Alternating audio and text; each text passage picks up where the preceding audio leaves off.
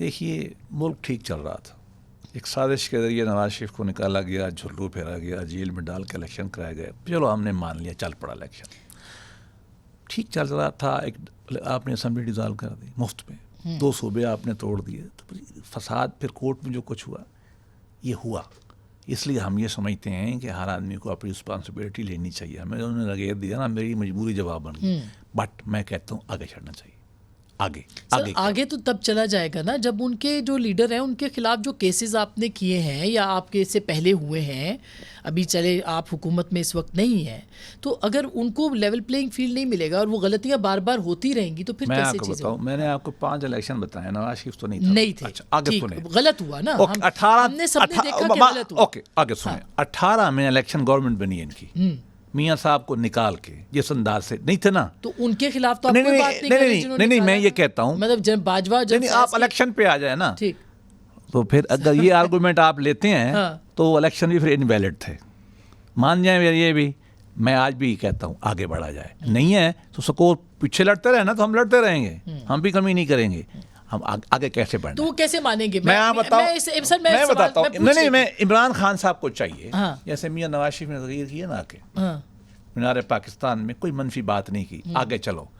خان صاحب اپنے اندر ایک ہمت پیدا کر لیں، ایک ایسی مثبت تقریر کر دیں. میں یہ نہیں کہہ رہا کہ قوم سے معافی مانگیں، میں یہ نہیں کہہ رہا کہ کسی سے مانگیں، کہیں آپ سب سیاستدان ہیں، میں آپ کے ساتھ بیٹھنے کو تیار ہوں، لیٹس موو فارورڈ. انہوں نے کہا بھی تھا بیچ میں، نہیں ابھی کہا بھی تھا کچھ دن پہلے. میں آپ کو ایک اور باتیں کرتے ہیں. 2002 میں اگر میاں صاحب پارٹیسپیٹ نہیں کر گئے تو آپ ان سے پوچھ لیجیے کس چیز میں کنوکٹ تھے.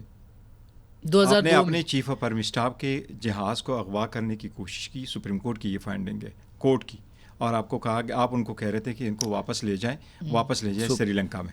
اس میں سے آپ کنوکٹ ہوئے تھے فار لائف، اور آپ ڈیل کر کے وہ چلے کیس گئے. آپ کے نزدیک وہ درست کیس تھا؟ نہیں، وہ دیکھیں اس نے جو اقدامات سپریم کورٹ نے کی آج تک بھی اس نے ٹچ نہیں کیے. یہ کیس ہوا ہے وہ فاسٹ اینڈ کلوزڈ ہو گیا.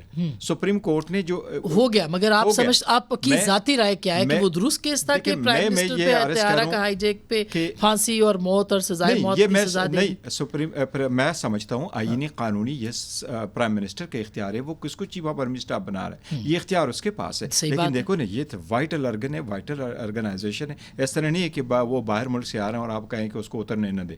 تو یہ تو صرف ان کے جواب میں کہہ رہا ہوں جو کہتے ہیں ہمیں ان تاریخوں میں ہمیں الیکشن لڑنے نہیں دیا گیا. یہ وکٹم کارڈ پلے کرنے کی کوشش کر رہے ہیں اگر ان کو نہیں دیا. میں یہ کہہ رہا ہوں آپ کے پاس اگر پناما جو 2018 میں ہوا وہ آپ کہتے ہیں کہ وہ بھی درست تھا؟ دیکھیں میں سمجھتا ہوں آپ کورس درست تھا.